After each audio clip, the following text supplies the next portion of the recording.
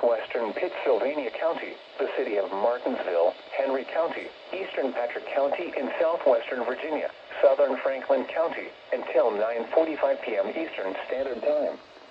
At 8:40 p.m. Eastern Standard Time, severe thunderstorms were located along a line extending from near Charity to Patrick Springs to near Collinstown, moving east at 70 miles per hour. Hazard, 60 miles per hour wind gusts. Source, radar indicated. Impact, expects damage to roof, setting, and trees.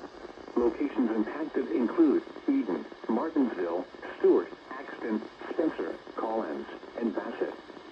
This includes the following locations: the Martinsville Speedway and Martinsville